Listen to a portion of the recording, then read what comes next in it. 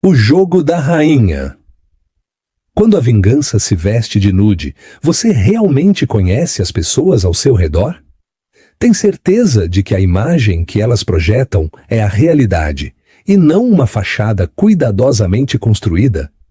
Prepare-se, porque a história que você está prestes a ler fará você questionar tudo o que pensava saber sobre poder, ambição e a paciência silenciosa de uma mulher.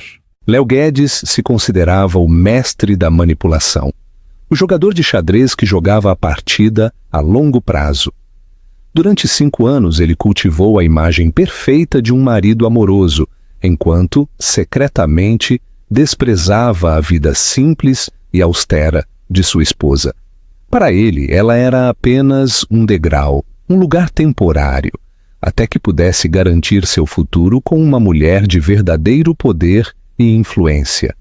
Ele havia arquitetado um plano meticuloso para deixá-la praticamente sem nada no 5º aniversário de casamento.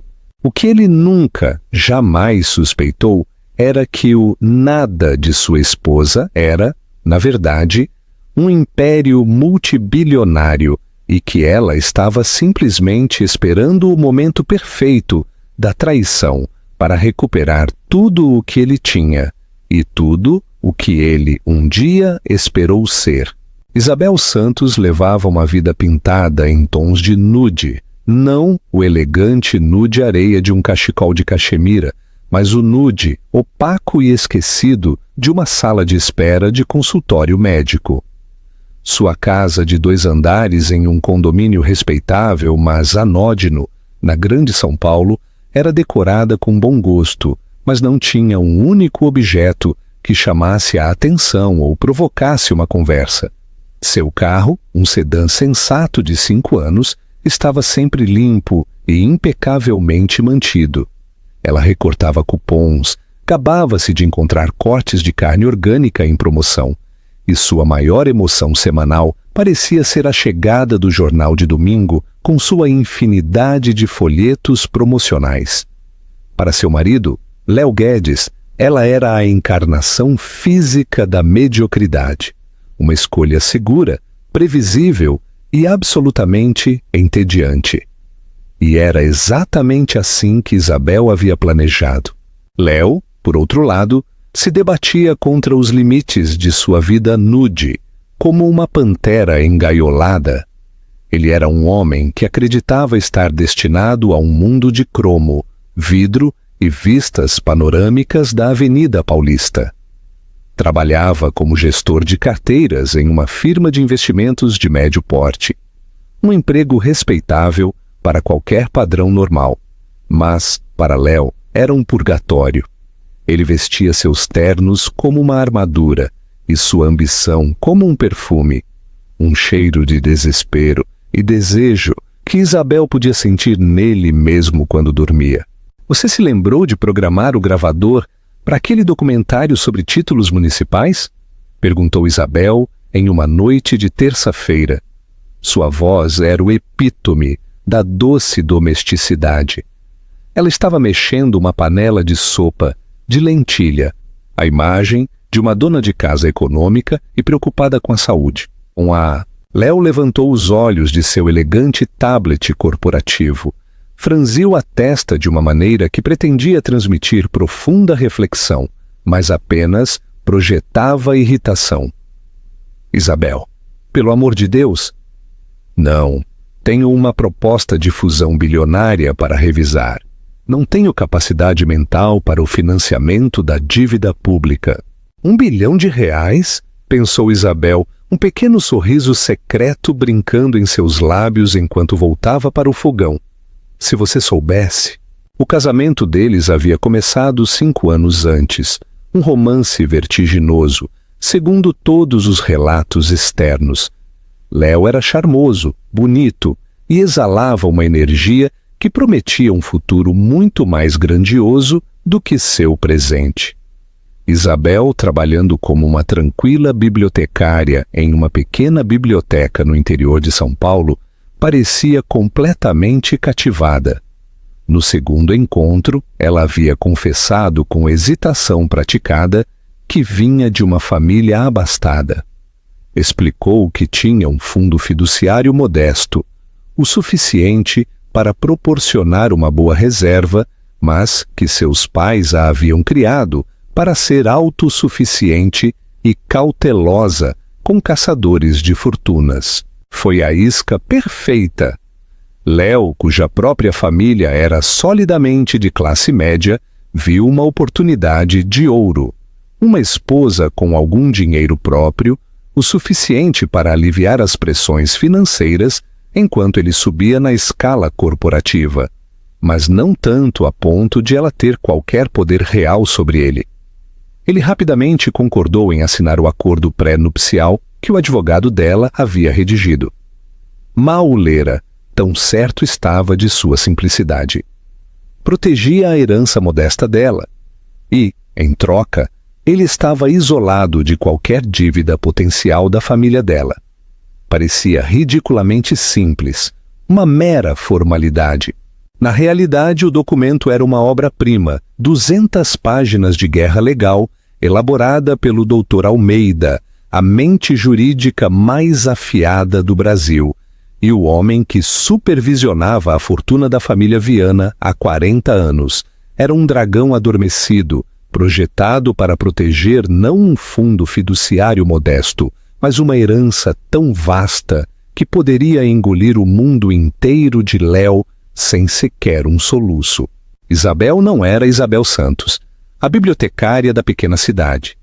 Ela era Isabel Viana, a única herdeira do império industrial e imobiliário da família Viana, uma fortuna avaliada em dezenas de bilhões. Ela havia fugido de sua jaula de ouro aos 25 anos, sufocada pelas expectativas e pelos predadores da alta sociedade que orbitavam sua família.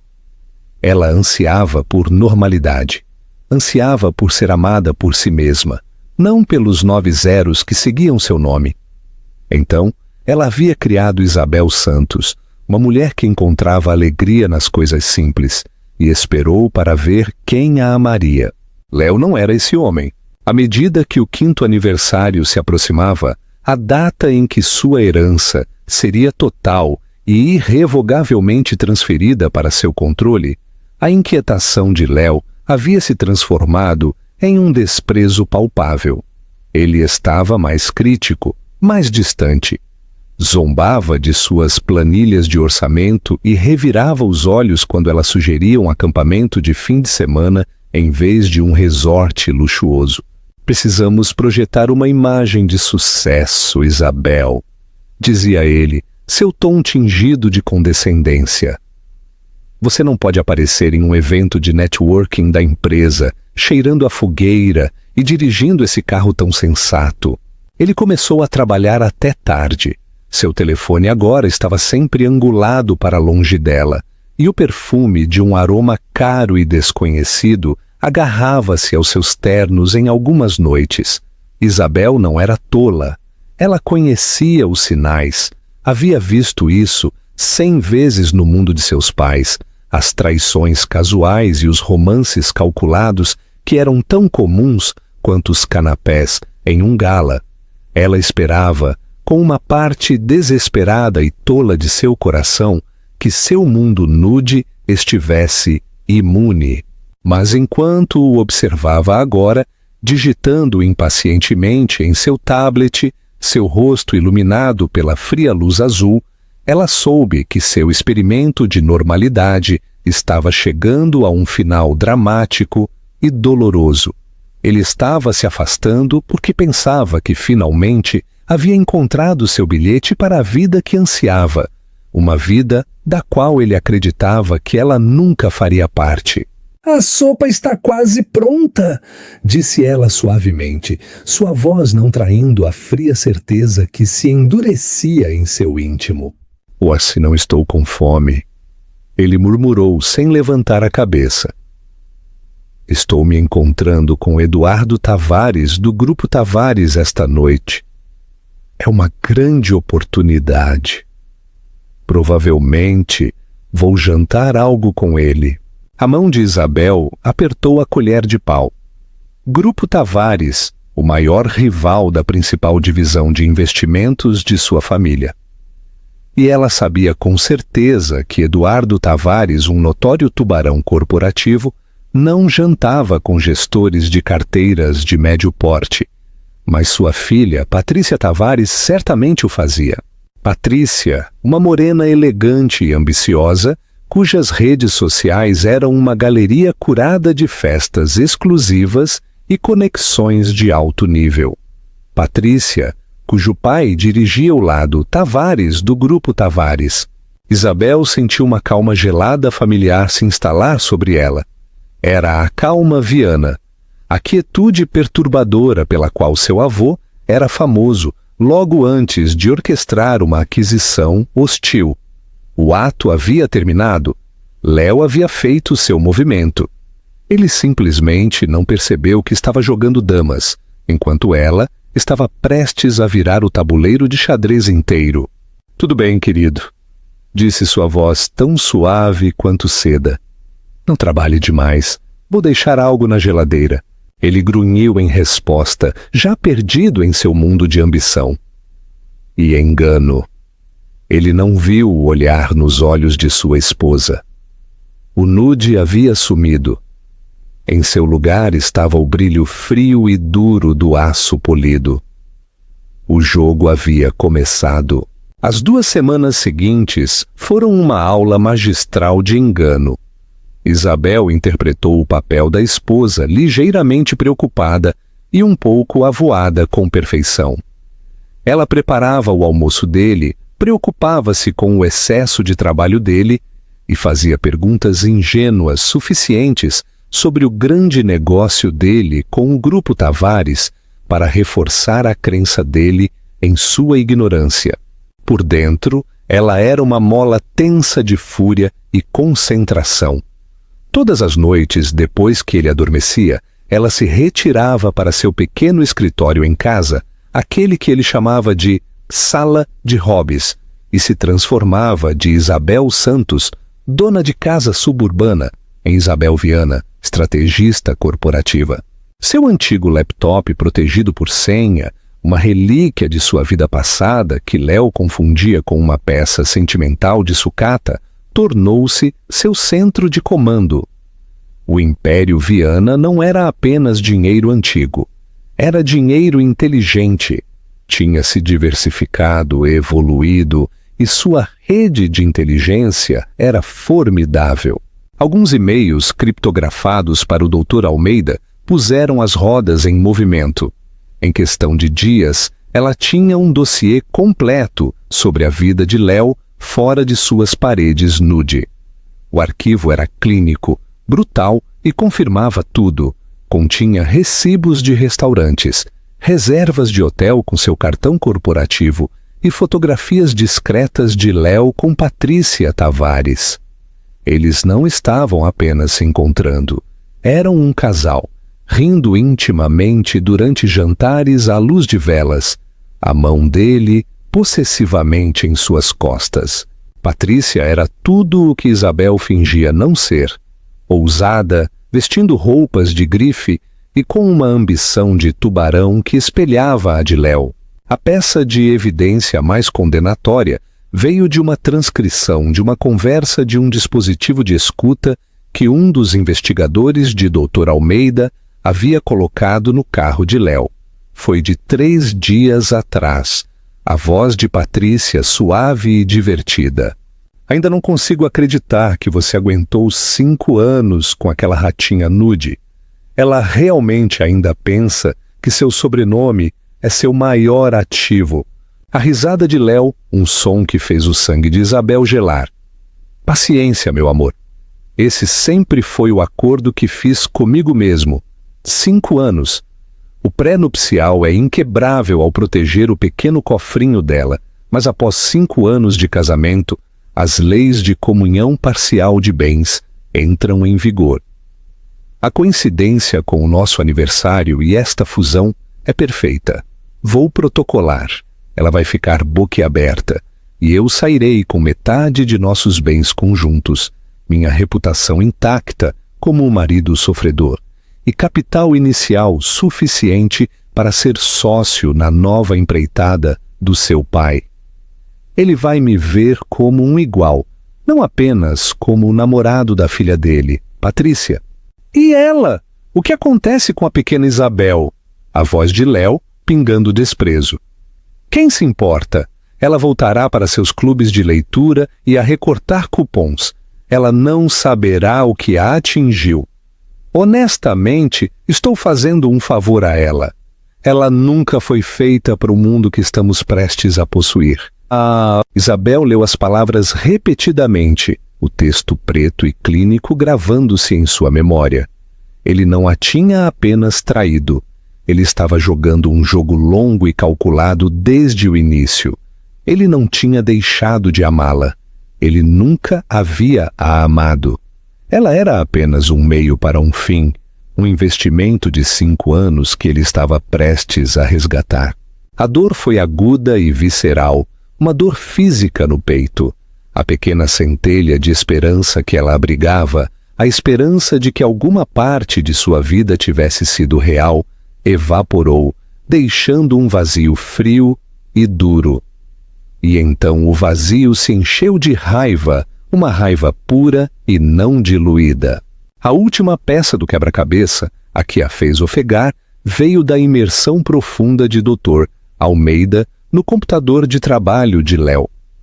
Léo estava usando seu cargo em sua empresa para vazar dados sensíveis sobre seus clientes para Eduardo Tavares, o pai de Patrícia. Ele não estava apenas planejando se juntar ao grupo Tavares, ele estava ativamente sabotando seu empregador atual para provar seu valor ao seu futuro. Ele estava cometendo espionagem corporativa. Era imprudente, arrogante e criminalmente estúpido.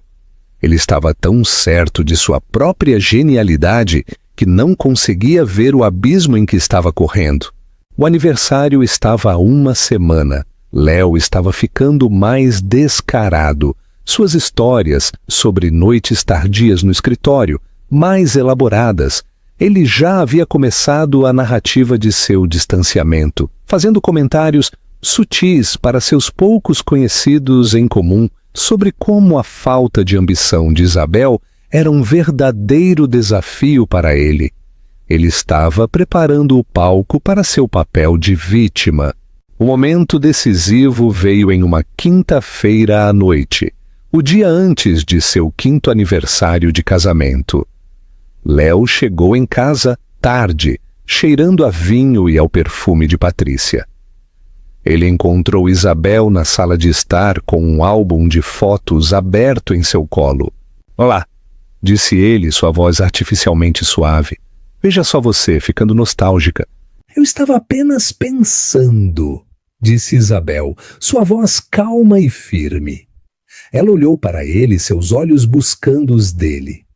5 anos. Parece uma vida inteira, não é? Léo largou sua maleta com uma piedade predatória em seus olhos. Este era o momento, a abertura perfeita. Ele poderia começar a conversa agora, o discurso gentil e compassivo que ele estava ensaiando por semanas.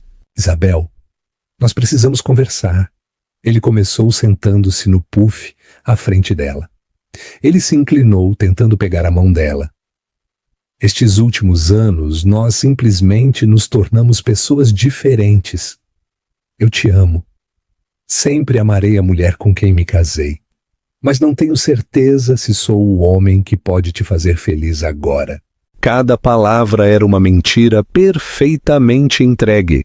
Isabel o deixou continuar, permitindo que ele tecesse sua teia de engano compassivo. Ele falou de seus sonhos, suas ambições e como ele sentia que a estava impedindo de uma vida mais simples que ela merecia. Foi uma obra-prima de tolice egoísta.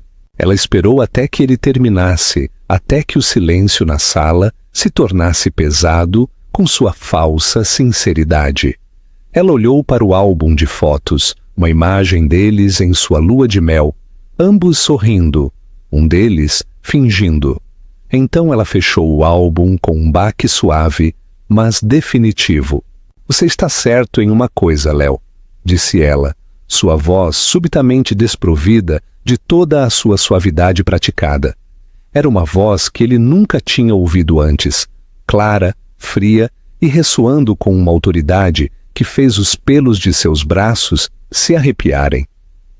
Nós nos tornamos pessoas diferentes. Ou melhor, eu terminei de fingir ser quem eu não sou. Ela se levantou. Você mencionou seu encontro com Eduardo Tavares e suas ambições. Você acha que está prestes a fazer algo grande, certo? Uma nova sociedade? Uma nova vida?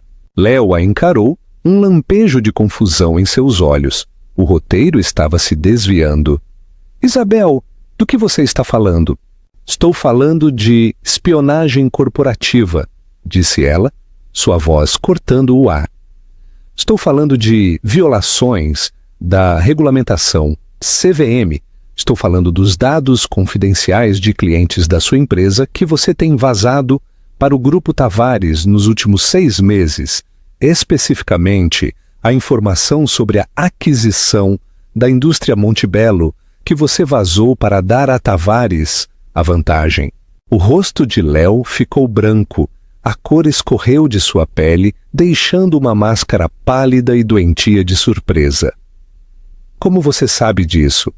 Eu sei disso porque a indústria Montebello é uma subsidiária da Viana Consolidado, disse Isabel, dando um passo deliberado em sua direção.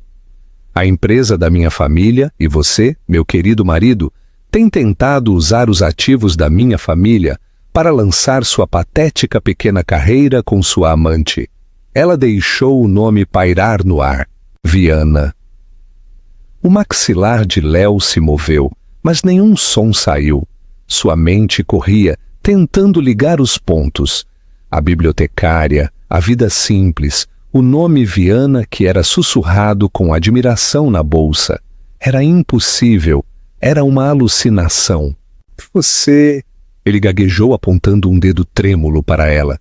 Você é... Sou a mulher cuja herança modesta você estava tão ansioso para obter. Ela terminou por ele, sua voz pingando gelo. O pré-nupcial que você assinou sem ler tem uma cláusula de infidelidade particularmente desagradável e uma cláusula de atividade criminosa. A partir deste momento, todas as contas conjuntas estão congeladas. As fechaduras desta casa serão trocadas pela manhã. Uma equipe de forenses financeiros já está revisando cada transação financeira que você fez. Ela caminhou até a porta da frente e a abriu, deixando o ar fresco da noite entrar na sala nude. Você disse que estava me fazendo um favor, disse ela, seus olhos perfurando os dele.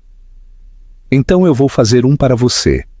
Eu lhe dou 5 minutos de vantagem antes que o Dr. Almeida ligue para a CVM e para o promotor. Eu sugiro que você os use. O mundo que você está prestes a possuir é uma cela de 2 por 2 metros. Agora saia da minha casa. Léo saiu cambaleando para a noite, seu mundo despedaçado em 1 milhão de pedaços irreconhecíveis. A tranquila rua suburbana, antes um símbolo de sua frustrante mediocridade, agora parecia o último posto avançado de uma vida que já havia desaparecido. Ele tateou seu telefone. Suas mãos tremiam tanto que mal conseguia desbloqueá-lo. Ele precisava ligar para Patrícia. Ele precisava ligar para seu advogado. Ele precisava acordar desse pesadelo.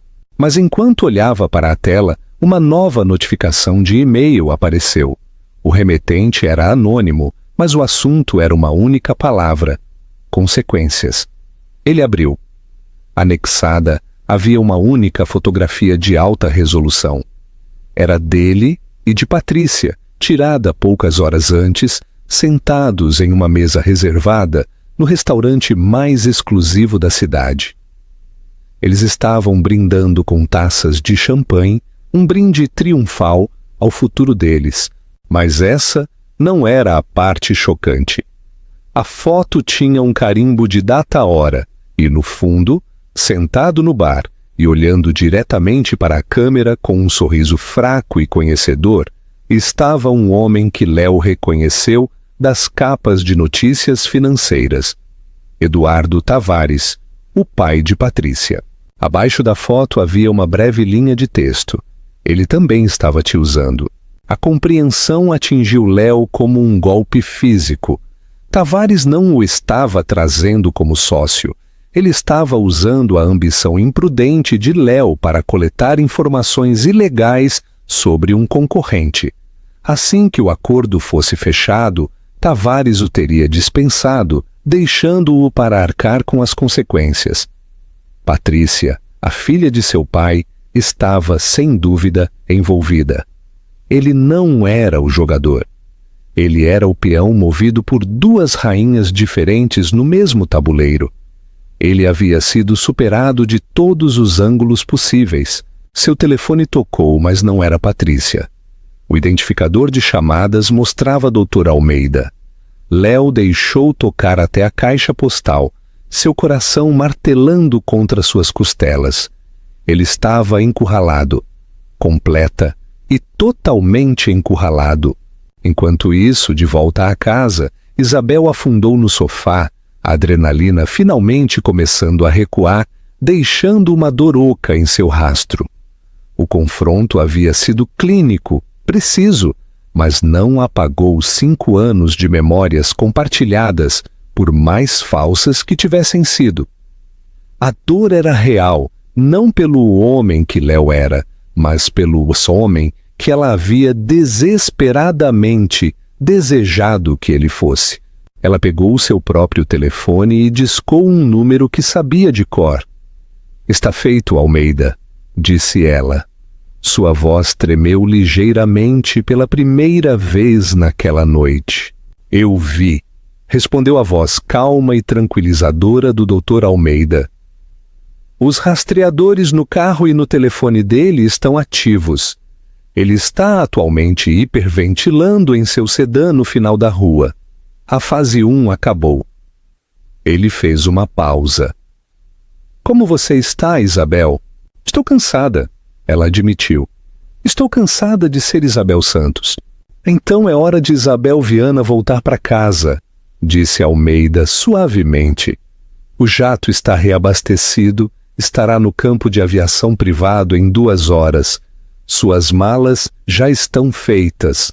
Isabel olhou ao redor da sala nude. Era um cenário e a peça havia terminado. Cada objeto, o abajur sensato, a arte genérica, o sofá confortável, mas sem inspiração. Era um adereço em uma vida que ela havia construído como um escudo. Mas o escudo havia sido perfurado e agora era a hora de empunhar a espada. "Estarei lá, Almeida, e obrigada." "É uma honra", ele respondeu. "Seu avô ficaria imensamente orgulhoso de como você lidou com isso. Ele sempre disse que você tinha mais aço do que o resto da família combinada." Desligando o telefone, Isabel percorreu a casa pela última vez. Ela não tocou em nada. Eram os pertences de uma mulher que não existia mais. Ela subiu as escadas até o quarto principal e abriu um armário que Léo sempre ignorava, um cheio do que ele pensava serem suas roupas fora de estação. Atrás de um painel falso, na parte de trás, estava seu verdadeiro armário. Ela tirou um par de calças de lã de alfaiataria, uma blusa de seda e um casaco de cachemira atemporal. As roupas pareciam uma segunda pele. No banheiro adjacente, ela removeu a maquiagem mínima e de aparência natural de Isabel Santos e aplicou o visual sutil e confiante de Isabel Viana. Quando se olhou no espelho, a transformação foi impressionante. A bibliotecária suave e modesta havia desaparecido. Em seu lugar, havia uma mulher com olhos que carregavam o peso de uma dinastia e uma mandíbula com resolução inabalável. Uma hora depois, um elegante carro preto com vidros fumê parou silenciosamente na entrada. Uma equipe de segurança, homens que ela conhecia desde criança, a escoltou para fora da casa sem dizer uma palavra. Quando o carro se afastou, ela não olhou para trás. Não havia nada lá para ela. O voo para o litoral foi suave e silencioso. À medida que as luzes da sua cidade natal surgiam abaixo, ela não sentiu uma sensação de pavor, mas de retorno ao lar. O jato pousou em um hangar privado da família Viana, e quando ela desceu os degraus, Dr. Almeida estava lá para recebê-la. Sua expressão, uma mistura de preocupação e orgulho. Bem-vinda de volta, senhorita Viana. Um título formal que ele só usava quando o seu negócio era sério. É bom estar de volta, Almeida, disse ela. O ar da cidade parecia diferente, mais fresco em sua pele.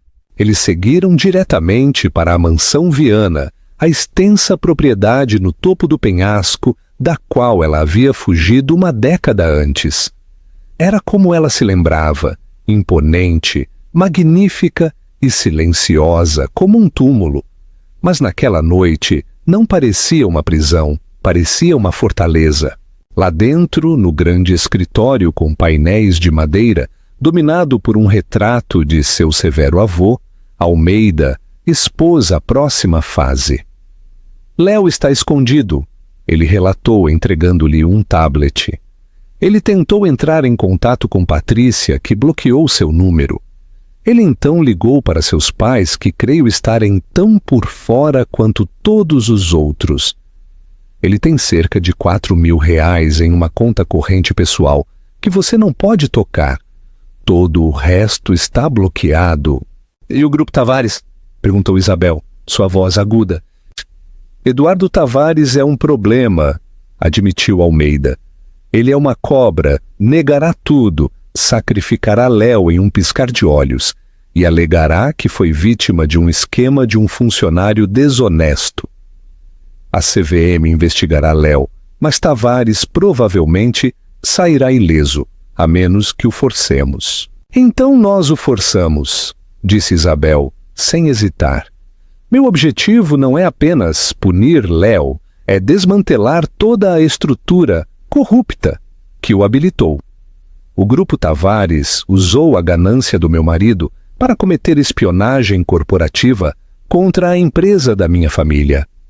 Isso não foi apenas uma traição ao meu casamento, foi um ataque ao meu legado. Almeida assentiu, um sorriso sombrio em seu rosto. Esta era a Isabel de quem ele se lembrava. O acordo completo de Tavares, pelo qual Léo estava dando informações, depende da aquisição da indústria Monte Belo, continuou Isabel, andando pela sala. Ele acha que tem uma vantagem interna. Ele não sabe que estivemos negociando uma contraproposta através de uma corporação fantasma nos últimos 2 meses. Almeida levantou uma sobrancelha. Um plano de contingência. Uma arma? Corrigiu Isabel. O avô sempre dizia que é preciso ter uma arma carregada em cada sala. Nossa oferta é 10% mais alta, totalmente financiada e pronta para ser assinada. Tavares está prestes a anunciar sua aquisição triunfal na gala anual da Fundação das Artes em 3 dias. É o evento social mais importante do ano. Ele planeja ser o rei da cidade. Um plano frio e brilhante começou a se formar em sua mente. Um plano digno do nome Viana. Era ousado, público e absolutamente devastador. Almeida, disse ela, virando-se para ele, seus olhos brilhando com uma luz perigosa. Eu preciso que você me consiga um ingresso para aquela gala e preciso que você organize uma reunião com o Conselho da Indústria Monte Belo para amanhã de manhã. É hora de lembrar ao Sr. Tavares o que acontece quando você tenta caçar um Viana. O fantasma da mansão Viana estava de volta e pronto para atormentá-los a todos. As 72 horas seguintes foram um turbilhão de agressão calculada, conduzida não com gritos e ameaças, mas com a precisão silenciosa e letal de um franco atirador. Enquanto Léo Guedes se escondia em um motel sujo na periferia da cidade, tentando freneticamente encontrar um advogado que sequer atendesse sua ligação, Isabel Viana travava uma guerra em múltiplas frentes a partir do opulento centro de comando do escritório de sua família. Seu primeiro movimento foi a reunião com o Conselho de Administração da Indústria Montebello. Eles eram uma empresa conservadora da velha guarda, assustados com as táticas agressivas de Eduardo Tavares. Eles haviam se inclinado para a oferta dele simplesmente porque acreditavam que era a única séria sobre a mesa. Isabel entrou na sala de reuniões deles não como uma mulher desprezada, mas como a cabeça calma e poderosa do futuro da Viana consolidado. Ela não mencionou Léo ou as táticas desonestas de Tavares. Em vez disso, ela apresentou uma visão. Ela falou de estabilidade, crescimento a longo prazo e respeito pelo legado da empresa deles. Ela conhecia o negócio deles de trás para frente, apontando sinergias e potencial de inovação que Tavares, em sua pressa, havia negligenciado. Em seguida, ela apresentou a oferta de sua corporação fantasma, Investimentos Sol Nascente. Era limpa, significativamente mais alta e garantia os empregos de sua equipe de alta gerência, um ponto-chave que Tavares havia planejado ignorar. Acreditamos em construir, não em desmantelar, ela concluiu, sua voz ressoando com confiança. O Grupo Tavares os vê como um degrau. Nós os vemos como uma pedra angular. Quando ela saiu da reunião, a maré havia mudado. O conselho estava convencido. Eles concordaram em aceitar a oferta da Sol Nascente, aguardando uma votação final no dia seguinte, à tarde da gala. A armadilha estava montada. Sua segunda frente foi uma campanha sutil, mas devastadora contra a reputação profissional de Léo. Dr. Almeida, usando sua extensa rede, começou a espalhar a verdade da situação através de canais cuidadosamente escolhidos. Ele não vazou para a imprensa. Ele falou com os discretos formadores de reis de seu mundo, os chefes de firmas de recrutamento executivo, os sócios-chave de grandes escritórios de advocacia, os influentes membros de conselhos que faziam parte de uma dúzia de comitês diferentes. A narrativa era simples e letal. Léo Guedes não era uma estrela em ascensão, mas uma responsabilidade imprudente. Ele se engajou em atividades criminosas, traiu sua empresa e tentou fraudar uma família significativa, os Viana. O nome em si era suficiente para causar um calafrio na comunidade financeira. Ninguém queria se associar a um homem que havia se tornado inimigo de uma dinastia tão poderosa e notoriamente privada. Ao final do dia, o nome de Léo era veneno. Cada porta para a qual ele poderia ter batido estava se fechando silenciosa e firmemente. Sua terceira frente era pessoal. Isabel tinha uma equipe que discretamente empacotou cada objeto que Léo possuía da casa. Seus ternos de grife, seus relógios caros, sua coleção de livros de negócios autoimportantes. Tudo foi encaixotado e enviado não para seu motel, mas para a modesta casa de seus pais em outro estado. Foi uma mensagem clara e inequívoca. Sua vida aqui acabou. As fechaduras foram trocadas e uma empresa de segurança de primeira linha agora patrulhava a propriedade. Ao longo de tudo isso, Isabel manteve uma calma perturbadora. Dormia pouco, alimentada por café e uma fúria fria.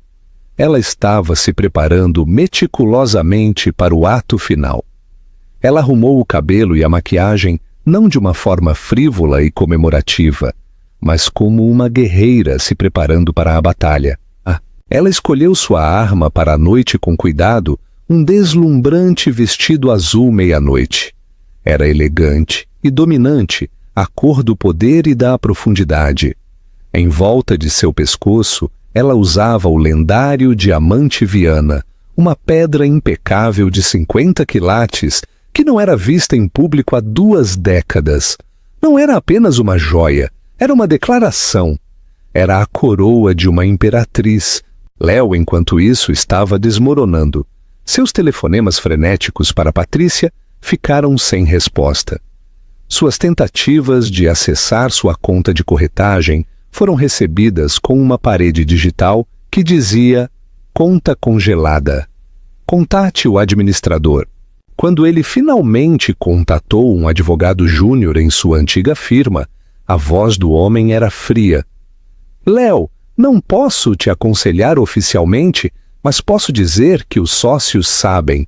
Eles estão convocando uma reunião de emergência. O boato é que a CVM abriu uma investigação formal baseada em uma denúncia do Dr. Almeida. Você precisa conseguir um advogado de defesa criminal, agora mesmo." Desesperado, Léo dirigiu até o prédio do Grupo Tavares na esperança de um encontro cara a cara com Patrícia, ou seu pai. Ele foi parado no saguão pela segurança. "Sr. Guedes, fomos instruídos a não permitir sua subida." O rosto do guarda estava impassível. "Mas eu tenho uma reunião. Eu trabalho com Eduardo Tavares", insistiu Léo, sua voz embargada. O guarda olhou para um memorando. "Minhas instruções são claras, senhor. Sua entrada não é permitida. Se não sair, chamaremos a polícia." Derrotado e humilhado, Léo recuou. Ele era um pária. Ele voou tão perto do sol e agora estava em queda livre, sem ninguém para pegá-lo.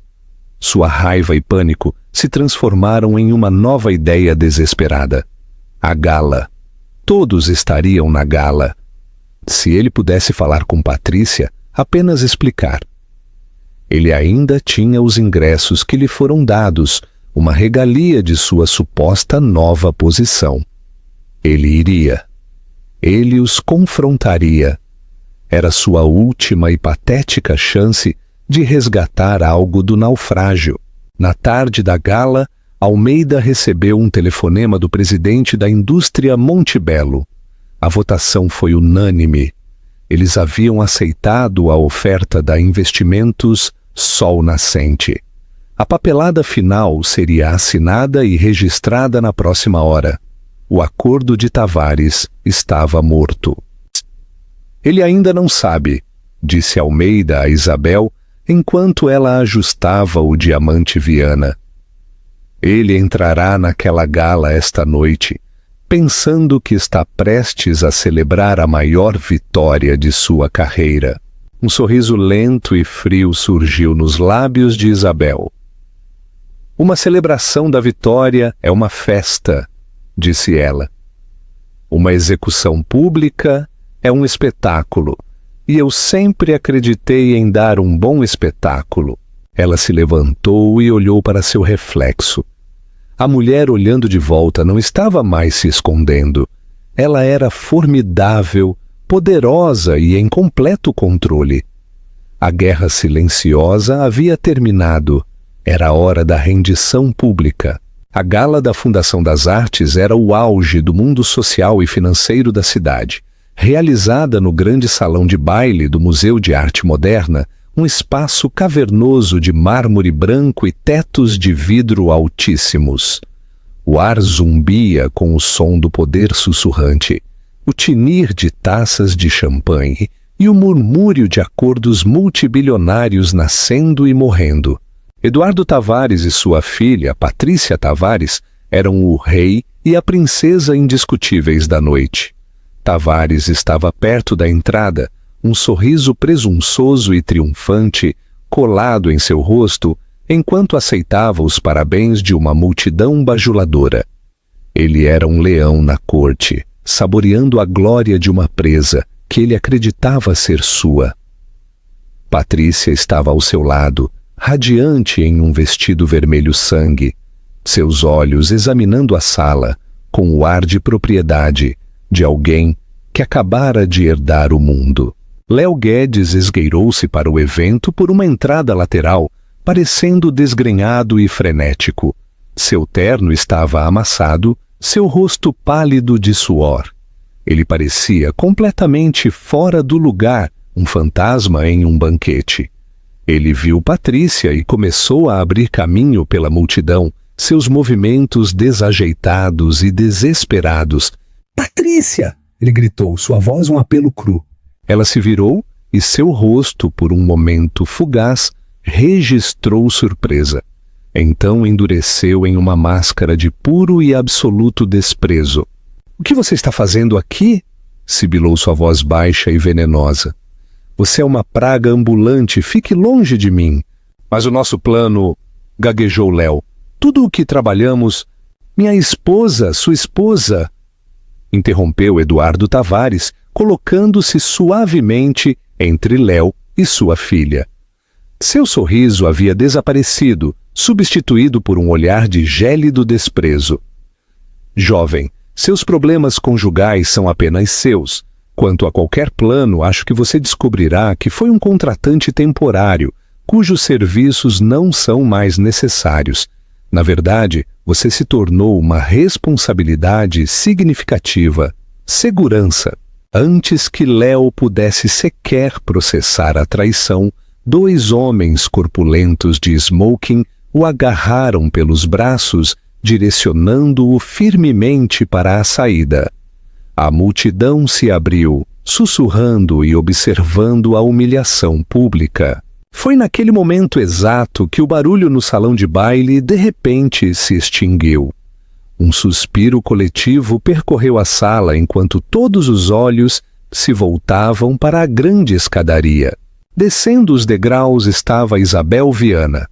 Ela se movia com uma graça pausada e majestosa.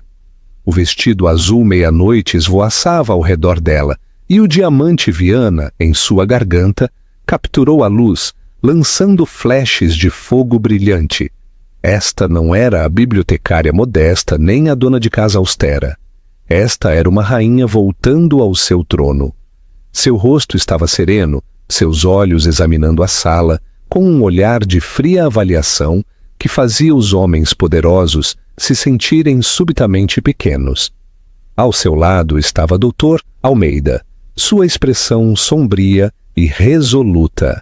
Os sussurros na sala passaram da patética expulsão de Léo para a chegada de tirar o fôlego de Isabel. "Aquela é Isabel Viana?" Pensei que ela tinha sumido há anos.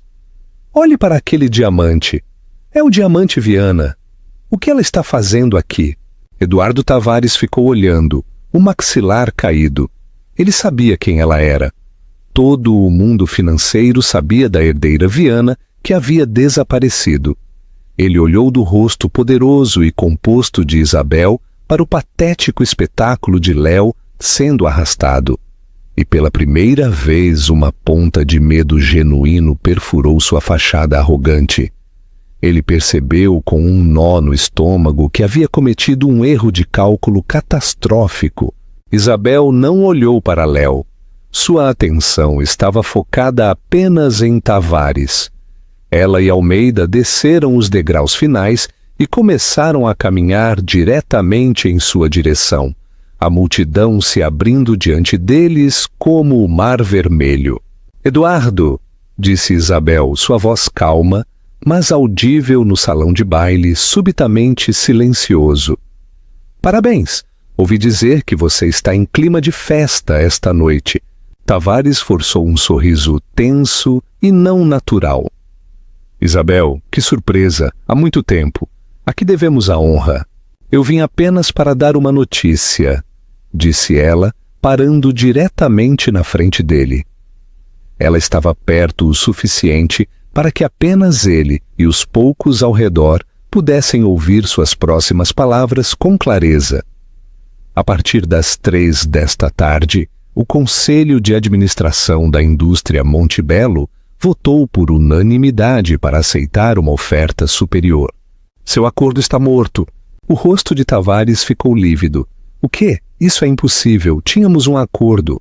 "Você tinha uma suposição", corrigiu o Dr. Almeida, sua voz como cascalho, "baseada em informações obtidas ilegalmente de uma fonte comprometida.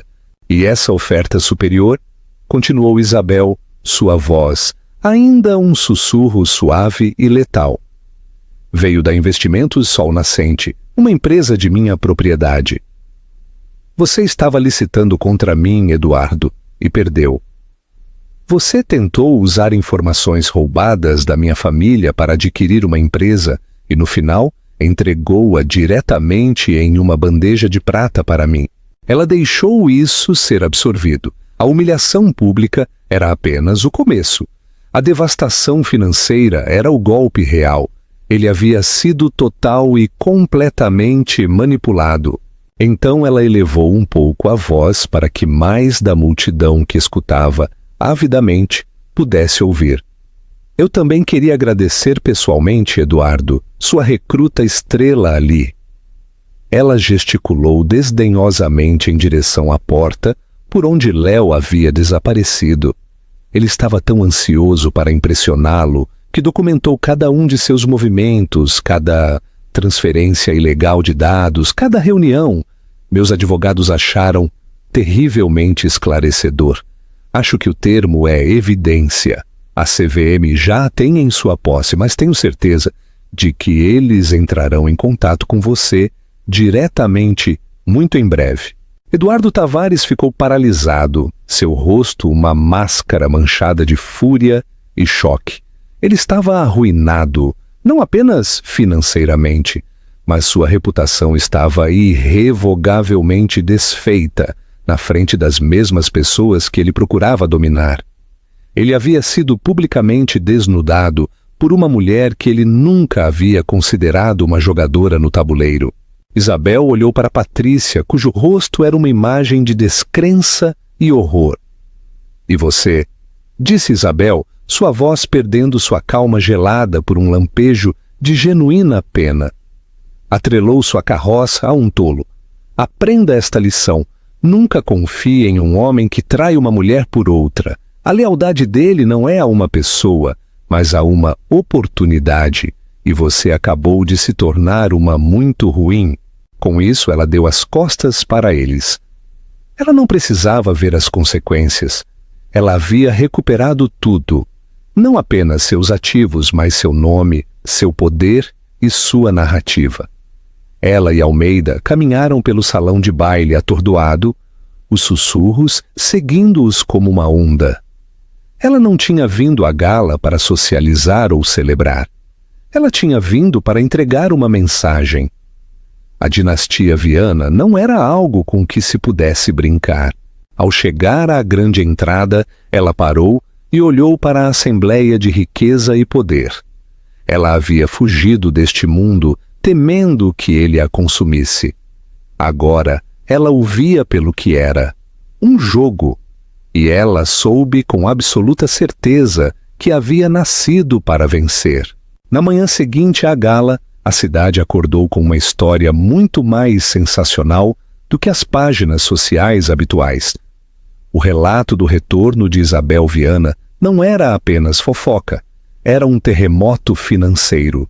A mídia, desde os jornais financeiros mais respeitados até os blogs online mais salazes, correu para reconstituir a narrativa. Fotos de Isabel, majestosa e dominante em seu vestido azul meia-noite, e o diamante Viana em chamas, eram justapostas a imagens granuladas de um angustiado Léo Guedes sendo removido à força pela segurança. A mensagem era clara. Um golpe de Estado havia ocorrido à vista de todos no palco mais público da cidade. A primeira e mais imediata baixa foi Eduardo Tavares. Ele chegou à torre Grupo Tavares para encontrar não uma equipe pronta para controle de danos, mas uma delegação do Conselho de Administração, esperando por ele em seu próprio escritório. O ar estava carregado de pânico e recriminação. Suas ações despencaram nas negociações pré-mercado e a frase investigação da CVM era proferida em sussurros aterrorizados em todos os corredores.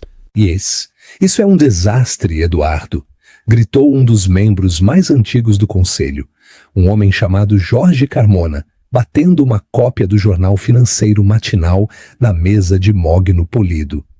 A manchete gritava: Herdeira Viana retorna e anula acordo do Grupo Tavares em meio a alegações de espionagem. É um mal-entendido, uma campanha de difamação, gaguejou Tavares. Mas sua confiança habitual havia desaparecido, substituída pela bravata oca de um animal encurralado. Léo foi um funcionário desonesto. Nós fomos as vítimas aqui. Ninguém acredita nisso, rebateu Carmona. Você foi visto celebrando com ele. Sua própria filha era sua associada. Você expôs toda esta empresa a um risco legal e financeiro catastrófico. Você trouxe uma víbora para nossa casa e descobriu-se que ela foi enviada por um dragão. Você está acabado, Eduardo. O Conselho já realizou uma votação preliminar. Queremos sua renúncia hoje. Patrícia Tavares não se saiu melhor. Ela encontrou suas contas corporativas bloqueadas e seu acesso a projetos da empresa revogado. Seu pai, em uma tentativa desesperada de criar distância, foi quem pessoalmente lhe deu a notícia. Ele a encontrou em seu apartamento espaçoso, cercada por malas arrumadas. Você está sendo realocada, disse ele, sua voz fria e desprovida de qualquer calor paternal. O escritório de Genebra. Você cuidará das contas de arquivo. Ou isso, ou você está fora de vez. Genebra, aquilo é um cemitério corporativo, gritou Patrícia, seu rosto pálido de fúria. Eu te ajudei nisso. Eu lidei com Léo. Este deveria ser o meu triunfo também. Seu triunfo? Tavares zombou, a crueldade de um homem desesperado brilhando em seus olhos. Você escolheu o cavalo errado, Patrícia. Você apoiou um tolo e fez de si mesma inimiga de uma Viana. Você mostrou a todos sua ambição, mas nenhuma da inteligência necessária. Arrume suas malas. Você tem sorte de ter uma aterrissagem suave. Eu estou enfrentando uma possível acusação. Para Léo Guedes não houve aterrissagem alguma, apenas uma queda livre sem fundo. Seu nome se tornou sinônimo de suicídio profissional. Depois de ser rejeitado por uma dúzia de escritórios de advocacia caros, nenhum dos quais tocaria em um caso contra os Viana, ele foi forçado a aceitar um defensor público nomeado pelo tribunal. Uma jovem advogada sobrecarregada que olhou para seu dossiê com uma mistura de pena e descrença. A evidência contra ele era uma montanha. Compilada meticulosamente pela equipe do Dr. Almeida, incluía e-mails, registros de servidor, transferências bancárias e declarações juramentadas. Era um caso aberto e fechado. Sua humilhação final veio na forma de um único envelope de papel pardo estéril entregue em seu quarto de motel. Dentro não havia carta, apenas o acordo pré-nupcial que ele havia assinado 5 anos antes. Uma única cláusula estava destacada em marcador amarelo. A cláusula 17b. Em caso de má conduta grave, incluindo, mas não se limitando a atividade criminosa ou infidelidade conjugal que resulte em escândalo público, todas as reivindicações sobre bens conjugais, compartilhados ou não, serão irrevogavelmente perdidas. Ele finalmente entendeu. O documento não era um escudo para suas economias modestas. Era uma guilhotina, e suas próprias ações haviam provocado sua queda. Confrontado com a perspectiva de um julgamento público prolongado e décadas na prisão, ele aceitou o acordo de confissão de culpa, 7 anos em uma instalação federal. Ele perseguiu um sonho de R$1 bilhão e acordou em um pesadelo de 2 por 2 metros. Enquanto os mundos deles desmoronavam, o de Isabel se reconstruía. Ela não embarcou, como a imprensa especulou, em uma turnê de vingança. Seu trabalho foi muito mais sutil e construtivo. Ela assumiu o papel de CEO interina na Viana consolidado, entrando na sala de reuniões não com arrogância, mas com uma competência calma e de ferro que silenciou imediatamente qualquer cético. Ela conhecia a carteira da empresa melhor do que eles, resultado de seus anos de estudo secreto. Em vez de se regozijar, ela se concentrou em transformar sua vitória em um novo legado. Seu primeiro grande ato foi a criação da Iniciativa de Desenvolvimento Urbano Viana. Ela usou os ativos adquiridos do Acordo da Indústria Montebello como base. Por muito tempo, ela anunciou ao Conselho: esta empresa se concentrou em construir monumentos à riqueza, torres de luxo, resorts exclusivos, estruturas que servem a poucos. Mas passei 5 anos vivendo uma vida comum. Eu vi as lutas e as aspirações das pessoas que não estão em nossos balanços. O futuro não está em construir muros mais altos, mas em construir comunidades mais fortes. Ela investiu centenas de milhões na compra de propriedades urbanas em dificuldades, muitas delas resultado do colapso do Grupo Tavares, mas onde eles haviam planejado condomínios de vidro estéreis, Isabel encomendou planos para algo radical: espaços de vida integrados. Eram comunidades com moradias acessíveis, belos parques públicos, creches subsidiadas e incubadoras de pequenas empresas projetadas para dar um começo aos empreendedores locais. Foi um conceito revolucionário que combinou o capitalismo astuto com profunda responsabilidade social. Ela estava usando as ferramentas de um império para desmantelar a própria exclusividade sobre a qual ele foi construído. Meses depois, Dr. Almeida a encontrou não no imponente escritório de seu avô, mas em um canteiro de obras enlameado, usando um capacete e jeans, discutindo animadamente projetos com uma jovem arquiteta. O projeto era a primeira de suas novas comunidades, e ela estava envolvida em cada detalhe. Recebi o decreto de dissolução final esta manhã, disse Almeida entregando-lhe uma pasta. Oficialmente acabou. Léo é uma não entidade. Isabel pegou a pasta, mas não a abriu. Ela olhou para os esqueletos de aço dos edifícios que se erguiam contra o céu. Parece que acabou há uma vida inteira, disse ela. Ele foi apenas um catalisador. Um catalisador para isso? Perguntou Almeida, gesticulando para o movimentado local de trabalho. Seu avô teria admirado a crueldade da aquisição, mas não tenho certeza se ele teria entendido esta parte. O avô construiu um império para se proteger do mundo, disse Isabel pensativamente, uma brisa fresca soprando uma mecha de cabelo em seu rosto. Eu fugi desse império porque tinha medo de que ele me consumisse. Eu construí uma vida pequena e simples para me esconder. Ambas eram formas de defesa, ambas eram prisões à sua maneira. Ela se virou para ele, seus olhos claros e resolutos. A traição de Léo foi feia e dolorosa, mas me ensinou algo essencial. Ela me forçou a parar de me esconder. Eu percebi que o poder não é algo para fugir ou acumular. É uma ferramenta.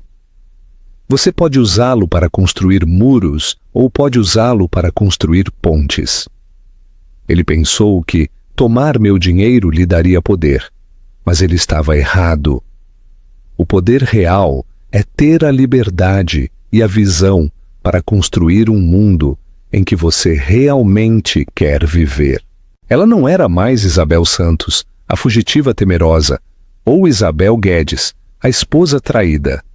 Ela era Isabel Viana, de pé no coração de sua nova visão, não sobre as cinzas de sua vingança, mas sobre os alicerces de seu futuro recuperado. Ela havia recuperado tudo, não apenas do homem que a havia ofendido, mas dos medos que a mantiveram cativa por uma década.